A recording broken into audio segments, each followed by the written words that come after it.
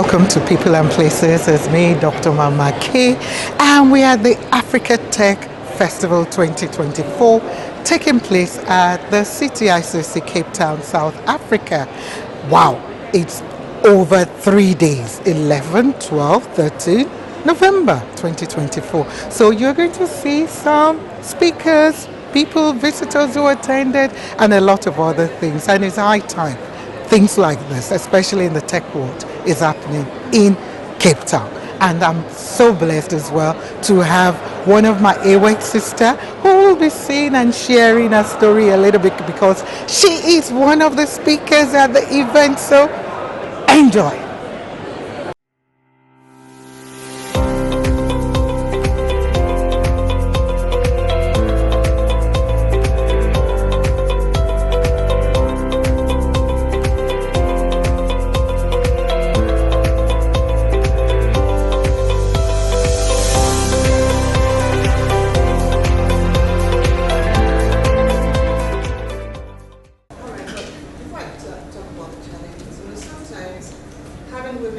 Being very colorful, right, in their expression also gives the investors some kind of confidence to say, when a woman says, I have 20 clients, the probability that if you check the books, you get those 20 clients is high, right? So we're seeing a lot of investors now being more confident and comfortable in listening to the stories that women tell because they know that they tell it as it is and not as they wish it would be. Right. So, I think there's also a plus in that. There's a level of trust that you have that's a bit yes. Yeah. And I think that's what a lot of investors, that is why you see a lot of clamor for increased gender representation, increased funding to women, because they begin to see the impact and the long-term impact of this. Now, I think some of the challenges that we face is the fact that, one, we're not a not-for-profit organization. Right, so objectives are more impact-driven, which are more long-term in nature, right, than short-term, right. So getting the funding, right, to implement some of these beautiful programs. For instance, the Scale-Up program we've been cooking it for 3 years, right. Working on it, working on the funder, getting the funder to understand and see the long-term benefits and the sustainability in the project, because it's not just a one-off funding, it's something that once we do this for the first 2 years that the project is set to run, it will self-sustaining, and then we'll see a 20-30 years horizon of replicating the impact that we're going to replicate in 2 years. So it's getting those kind of long-term support for the work that we want to do. I think another challenge I also have is also sometimes demand-driven, right? You talked about it. We want more women to be more ambitious. We want them to be more, and really in the African continent, women have a burden of care, right? So a woman will say, I don't want to scale to 50 sites, for instance, because I'm thinking of how that impacts on me, my family, my obligation, the things I care about, right? Whereas a man doesn't have to think about that. So it's now helping the women to be more bold in their goals, to see beyond what they can currently see, right? So, and that's why we're heavily focused on mentoring, bringing women and sometimes men, right, who've been there, done that, right, to show those women what is possible. So if you say, oh, I just want to hit a revenue of $2 million annually. Why limit yourself to $2 million when you can actually do $50 million? And this is the pathway through which you can go to actually achieving that $50 million. So we do a lot of mentoring to ensure that they have these big, bold goals and they can stretch themselves beyond their current limitations. I'd just like to add to that, because when the report that was talked about before this, Beyond the Noise, was, for those who weren't in the room, was a report that focused on the gender gap in Kenya, Nigeria, South Africa, and was looking specifically at why women founders are raising less than men, and if part of it is a problem or if it's a preference in terms of, maybe I don't want to scale. One of the challenges that we're still seeing in the space is success stories and case studies and those things being very visible.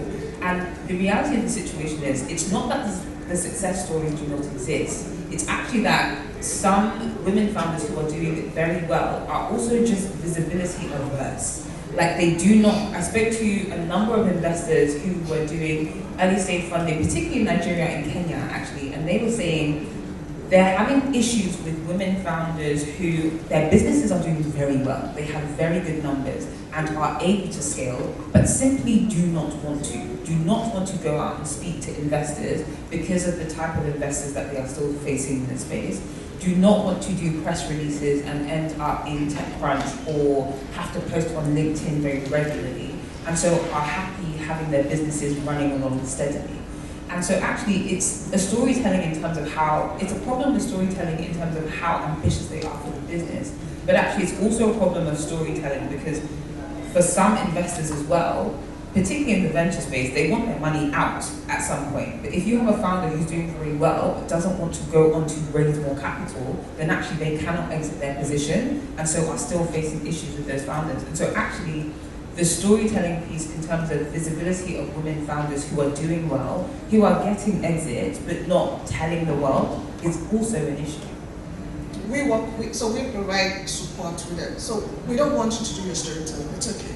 We'll get specialists who do it for you. So we have that component in our programs where we have a dedicated team that works with you, helps you break your story down. And we work with some media organizations,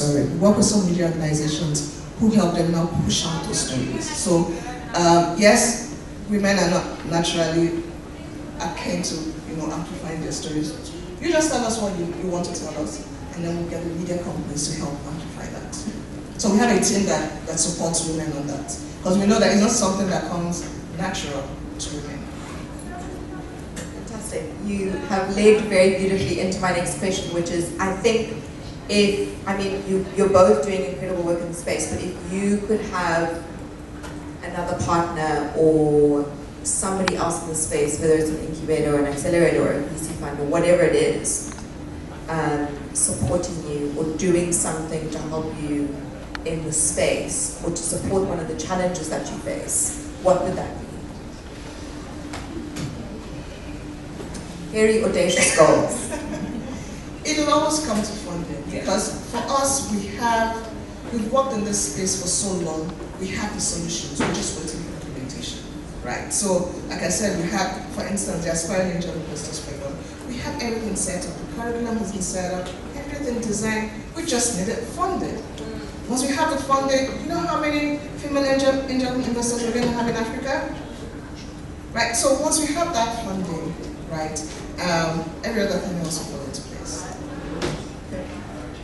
Yeah, I hate to sound like a broken record, but it really is capital, fundamentally. And to be clear, I've spent the last 4 years in a space where we focus on supporting founders with everything but capital. And the reason is a lot of founders will raise money and then be like, oh, God, now what? Do you know what I mean? Like, you have this plan, but your business comes at you in the way that your business comes at you. So you still need support and understanding how to allocate this funding, right? Almost no like, there's two groups of founders, right? Serial entrepreneurs and those who are first-time founders. And I think in the first-time founder space, yes, they get the funding, but they still need to support on what to do with it. However, they need the money. Realistically, like, you can't scale with zero money.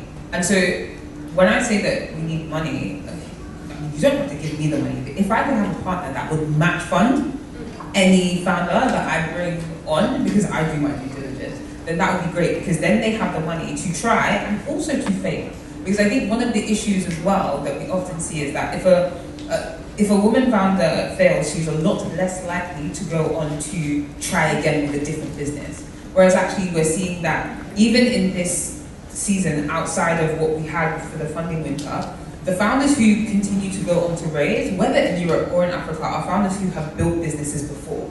So it's not that they haven't failed, it's not that they haven't taken someone's money and it hasn't gone to plan, but actually they're willing to go again, and we don't see as many second-time women founders coming up. They'll go back into industry, they'll go into another business, and unfortunately that is the ecosystem missing out on some of the best people to be building businesses.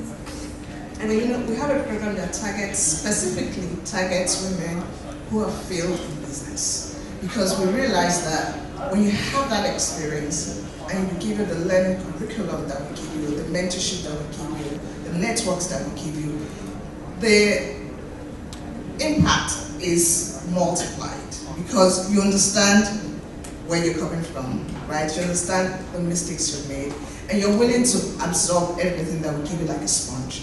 And so, and you're willing to implement, because sometimes women get everything, but execution is a challenge, right? But if you failed before, and we give you reasons why you need to start again, and most importantly, give you examples of women who are failing. One of our successful businesses, she said she shut down her business 7 times, right? Right now in Africa, she's one of the leading organic baby food manufacturers in Africa, exporting to almost all countries in Africa. But she shut down her business 7 times. So you need to see people like that, hear the stories, hear from them directly as to what they have done. Well, we support you with the curriculum and a couple of other resources to help you start again. Because really, by the time you're starting your business again, you're likely to succeed, right? And you make much more wiser decisions. So it's called the Aspiring Entrepreneurs Program, and specifically targeted to that sector of entrepreneurs. I think we could probably go on for another 35 minutes, but I will open up the floor to any questions. Would you mind talking a little bit more about co-investing and how that works practically? Do VCs get involved with it? If not, how do the different groups of investors usually come together? So when you think co-investing, funding in the SME space, I'm less aware of. So I think this is more specifically on strategic partnerships for SMEs, and then for VC funding in the early stage. So what we do, right, is bring in the funders specifically for the women on our programs, right? So it's not generic in open, right? It was have gone through the learning program, and then we'll now then match with investors, largely equity investors, grants providers, or debt funding, because really we're beginning to see a lot more interest in debt funding, right, that is tied to revenue, right? So that way it ensures that you're growing, right, but then you're repaying as the organization is also making profits. So so we do a lot of both equity and debt funding, right, and also a bit of developmental funding. So that's how we do it, right? But it's not, we're not a funder, right? We just match demand and supply together, and we make it happen.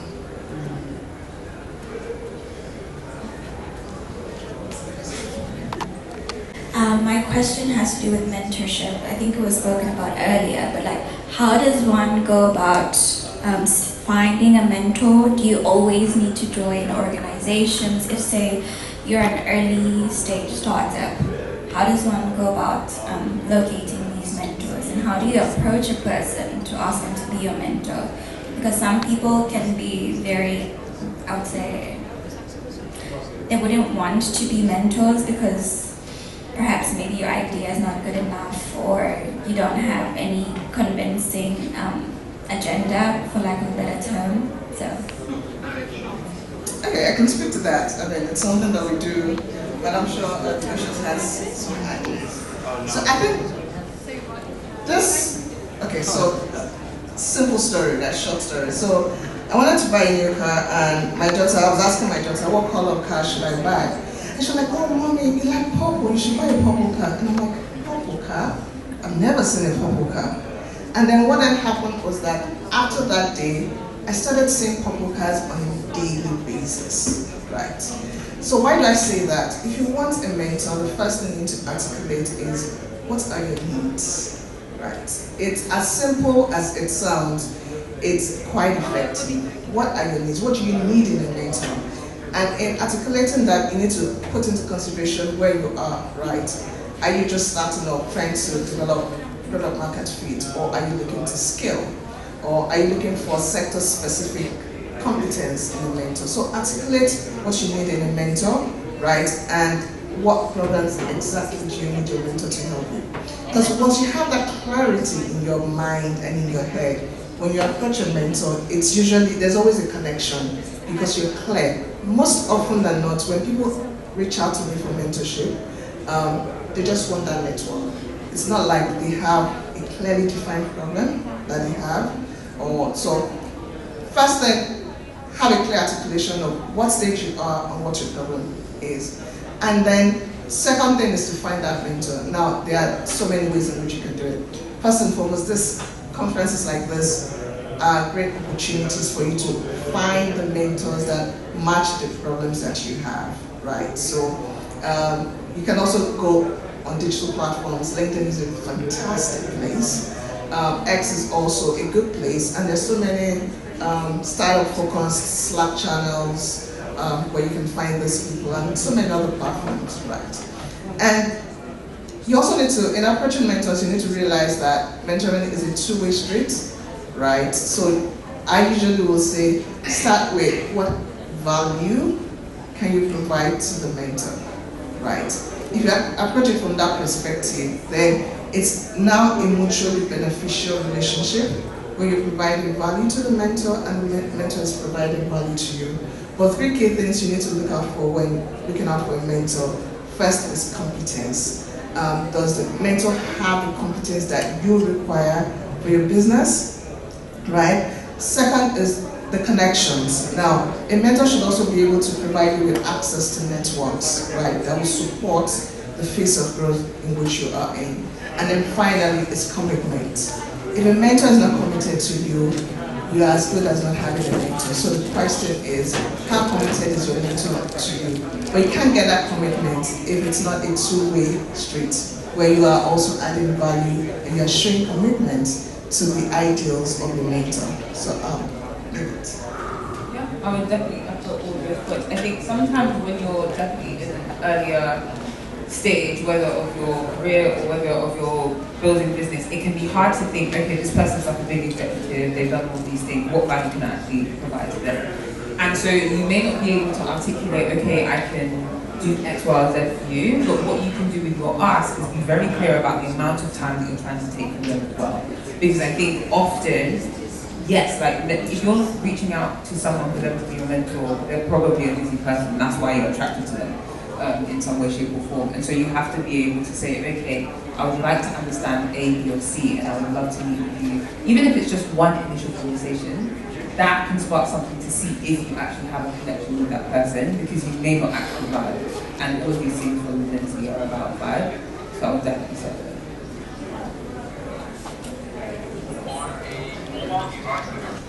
Worked with several women founders.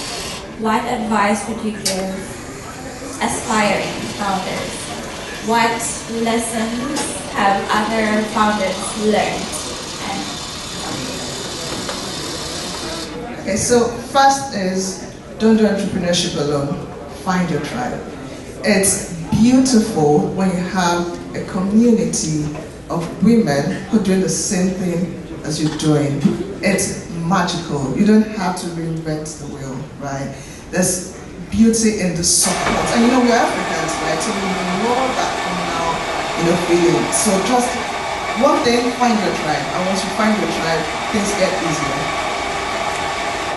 I would say, just to add to that, probably with all the women founders that I've worked with, two things come up. One, they all wish they started earlier.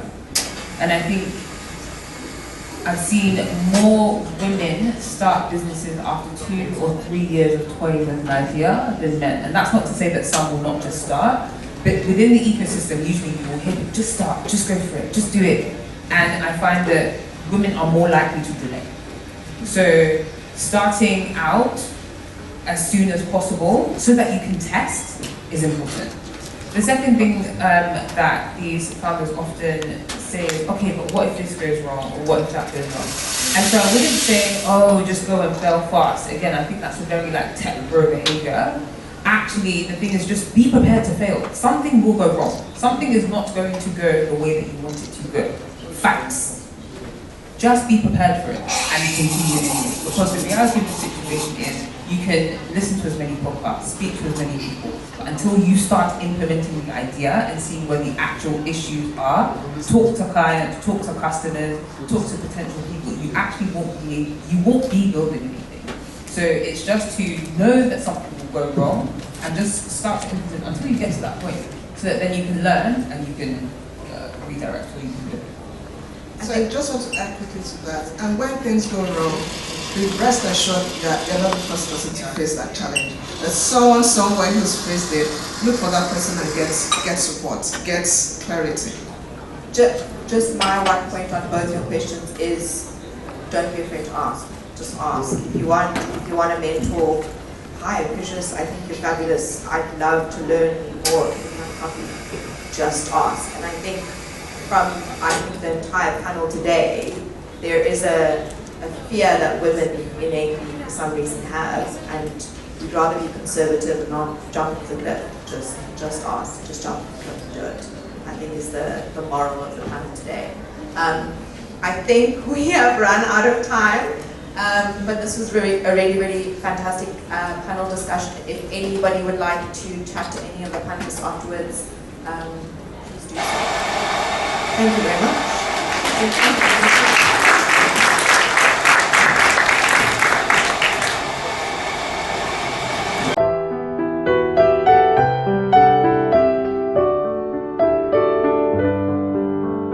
Yes, we are still at the Africa Tech Festival 2024 taking place at the CTICC, and I've got this young lady who I met. I was just fascinated that she was able to ask, the relevant questions at the session that was being held then, but we want to find out a little bit more about who she is. Tell us who you are, please. Hello, I'm Anita. I am a civil engineer by profession, studying my master's in civil engineering at UCT, and I work in ad tech, which is a completely different industry. I am a client operations manager at Multilocal Media, and I also started a startup in golf, so it's a sports tech startup. Wow. Yes, so it's a platform that aims to make golf more accessible to various people and various minorities like women. Yeah. Why golf specifically? Well, I enjoy playing golf, and I realized that majority of the people who play golf are men, specifically older men.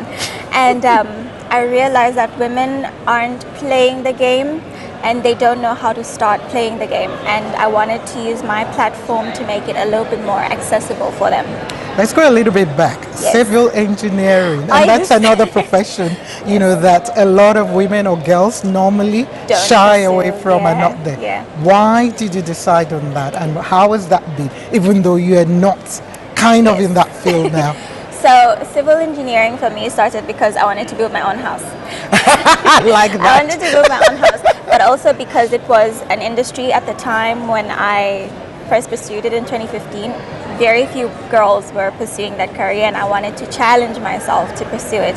But I ended up falling in love with it, the idea of it, the way you have to use critical thinking for every single aspect, and that's what led me to engineering, and that's why I'm even mastering in it right now. Wow, awesome. So let's go back to today's event. Absolutely. At the session you were at, what was your key takeaway from that? Oh my goodness. The women were absolutely remarkable. And for me, it was how very few women are funded and very few women dare to use their voice to ask for what they want. And Olua Shay, yeah? Shay and who is my AWEX sister, by the way. and Precious spoke about asking, not being afraid to ask. And even when you seek mentorship, for myself specifically, I shouldn't be afraid to ask. And that's why I ran after them immediately after the session. Did you ask them, would you be my mentor? I did. Oh, did they say yes? Not yet. Not yet, but I'm sure they will, because Yes, I hope probably, will be able to add value to. But even if it's just, Absolutely. a lot of people normally think mentorship needs to be a long-ended, Yes.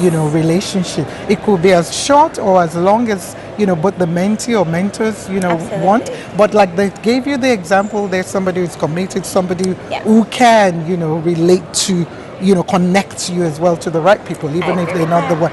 So what's your plan? Where should we look out for? What's the name of your startup again? Genesis. Genesis. So what is your plan? What's your growth plan for Genesis? My growth plan for Genesis, firstly, is to reach out to expert golfers and experts in the sports tech industry. thereafter finding out whether my idea is feasible enough for scale. Right. I don't want to be based solely in Southern Africa. I dare to scale on a global scale, because golf is played internationally, and Correct. that's what I'm aiming for. So those are a few of my dreams. Awesome. So Yeah. well, we wish you all the very best, Thank Anita. you so much. And it's been a pleasure meeting Lovely you. meeting you So too. what I want you to do for us is just Yes. give words of encouragement to anyone, out there. Okay. Anyone you want to speak to, but looking at the Alright. camera. All right, no problem. So, words of encouragement. I think for younger girls to dare to dream big. For me, dreaming big it's what I'm known for, and pushing yourself to be in spaces where people say you don't belong. If people say this space is only for the boys, put yourself in that space. Enter the room, because there's more than enough room or seats at the table for girls as well. I know, like somebody remind me, even if you're not taken to the take it to the table, you bring your table and they'll say, Exactly, I must bring be your here. seat. Bring your seat. And that was yeah. spoken about as well. Oh, up there you go. Bring your seat to the table. There you go. Someone will make space for you. Someone Exactly. Exactly. Well, you heard her. Dare to dream, and we wish Anita all the best. And we'll be right back.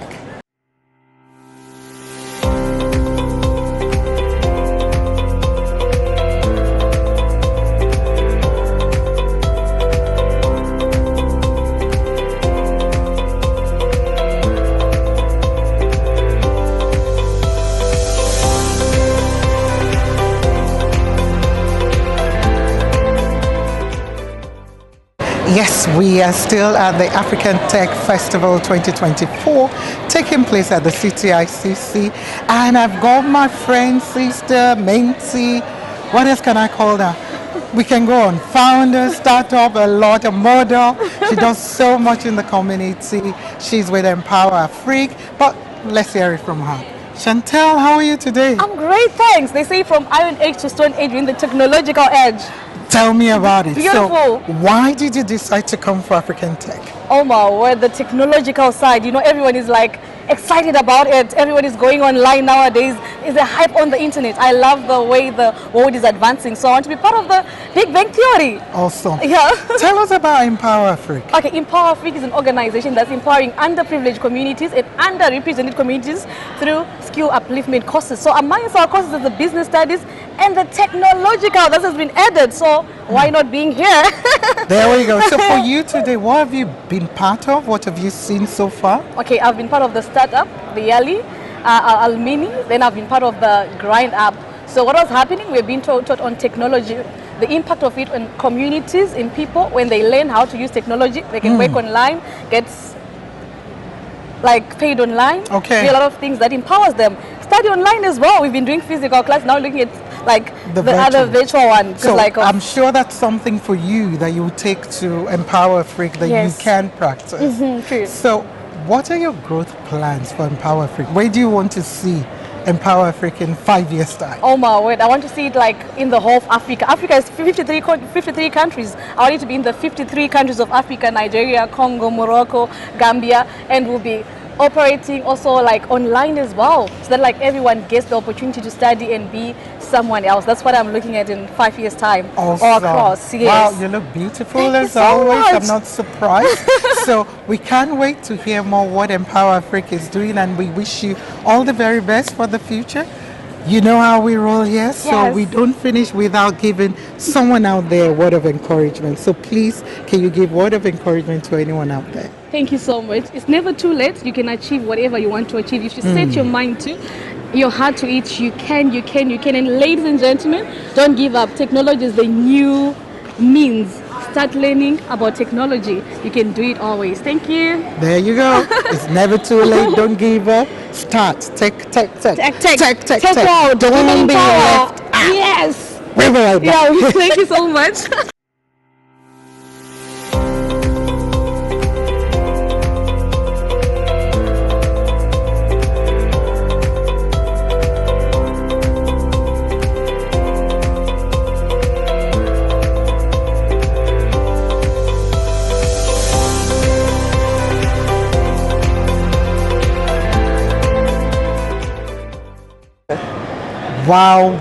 Wow. It's only the first day, and it's been a marvelous, interesting, amazing day. Meeting, connecting, hearing various stories about tech in Africa. And I've got with me, you heard at the opening there, my dear Awek, cohort two sister. She's my senior. Yes, and at the same time, I'm a senior though for Unilag. We both went to University of Lagos in Nigeria, and wow, what a privilege, what an honor. How very humbling to meet her. But let's hear her story, because we saw her earlier when she was giving the talk. Wasn't she good? She was amazing. So, Oluwaseyi, Yes, can you ma'am. repeat it? Yes, ma'am. Who is Oluwaseyi? First and foremost, the honor is mine, right, to be here. And Oluwaseyi is a child of God on a mission to empower 1 million people in her lifetime. But I have a particular focus for women, because really women are the bedrock of our society. And women, African women particularly, make up 50% of the population. So I'm on a mission to empower African women with 4 things: competence, confidence, connections, and capital that they need to start and lead successful businesses, and also to start careers in tech, because we realize that not every woman that can be an entrepreneur, right? We have people who are entrepreneurs, so we help these ones also to start successful careers in tech, and we do a lot of stuff on leadership. So I'm focused on African women, empowering them to lead and succeed. Wow. What is the name of your organization? Because you didn't tell us there what the name of your organization is. Okay, so I have different expressions, so that's why I didn't mention it. I have different expressions. The most popular one is the Pan-African Women Empowerment Network, called PAWEN. Some people say PAWEN, but it's okay. And what we do is to empower women, African women, with the competence, confidence, connections to lead and succeed in business and careers. So we have different programs. We have our She Trades program, which are programs geared to help women start and succeed in entrepreneurship. So we have the Girlpreneur Africa program, which is for young girls in university, helping them to start their own startups and SMEs. We have the Aspiring Entrepreneurs program, really targeted at women who have failed in businesses before and helping them to start again and start successfully. And then we have the Scale Up Africa program, which I talked about during the session, which is really focused on women who want to scale, giving them the competence that they need to scale successfully, but more importantly, the capital, right, that they need to scale their businesses. And so we also have the She Leads program, which is really focused on women in leadership. We have the program that we currently have ongoing, She Suite, for women in middle management who are aspiring into C-suite role. And we have our board readiness programs for women who are experienced C-suite ladies who want to be on board. And it's actually interesting. I saw some of our alumni from the Onboard Hub program, just at the conference, that they are also speaking. So yes, and we also have, next year we are doing programs for women who want to become angel investors, right? We are really equipping women who have surplus funds to learn how to become angel investors and to actually be successful and profitable. Wow. And then there's Tech Up Africa. I forgot. I didn't mention Tech Up Africa. So Tech Up Africa is another platform of mine. It's another organization, totally different, and that's focused on empowering young Africans to start a career in tech. Right?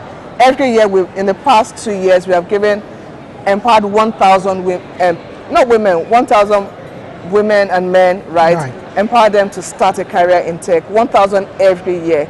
And next year, we are doing an audacious move to empower 2,000 women, right? So we have our partners who are supporting us, right? And yes, so PAWEN and Tech Up Africa are the 2 major platforms that. Wow, that's a lot you're doing there, and so much for you. So you don't stay in Cape Town, obviously? No.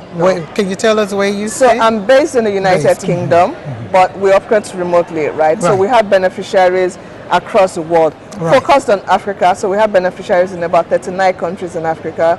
But we also have, because especially with migration, right? You have a lot of African women in Japan, in US, in Tokyo, different places.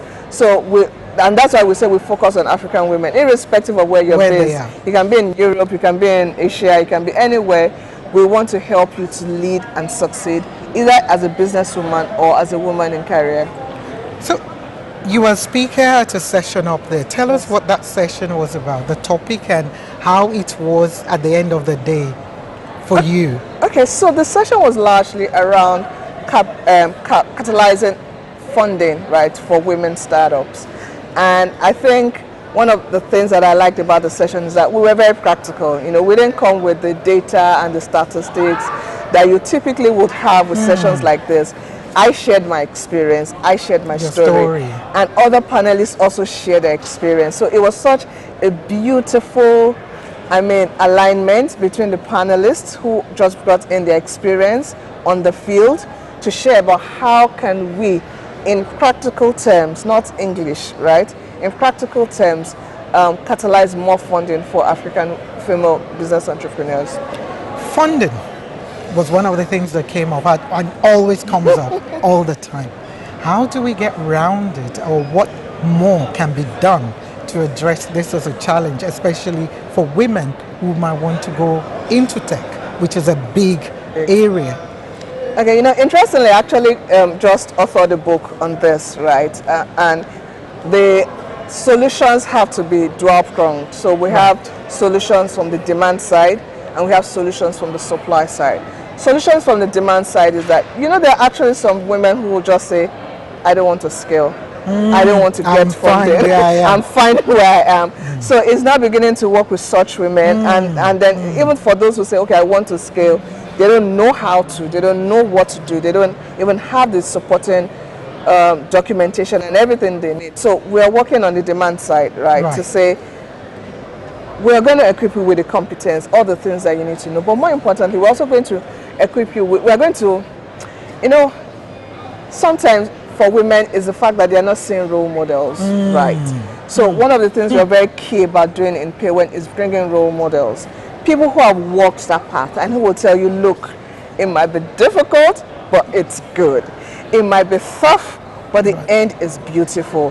And more importantly, is to also challenge women to see beyond themselves. Because if you say you have a beautiful business that's solving a need in the society, and you're saying you do not want to scale, it's just because maybe sometimes you're looking at it as just your business. You're not seeing the impact that business is going to have on generations yet unborn. So you have people who will come, they've gone that way, and they'll show you and they will empower you. And more importantly, they'll share their lessons with you, their mistakes with you, so that you also don't have to, you know, make those mistakes, and you can really maybe move faster along the line, right, than you know how long it took them to get to where they are. So we do a lot of mentoring. We are very heavily invested on mentoring. Wow, that is so key. I'm afraid that's all we've got today. Me and you can talk. But we're going to probably stop today. But I love how you emphasized, you know, in terms of what your work about the 4 C's and connection. That's one for me. It's really, really important, because I just want to give a shout out to Noms, our AOA sister, who connected us, even though we're still both AOA graduates, alumni. But it is so important, you know, connection. Who are you connecting with? Who are you linking up with? So those 4 C's. 4 C's. So remind us again. Competence, confidence, connections, and capital. Awesome. In closing, and we're going to close for today's session, can you give any word of encouragement to anyone out there, whoever your mind speaks to?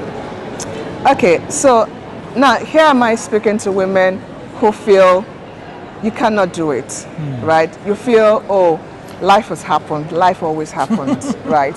One thing I wanted to let you know is that there's nothing that you are going through that someone out there has not gone through, right? There's no challenge that is unique to you, right? And that's why Paywen is here.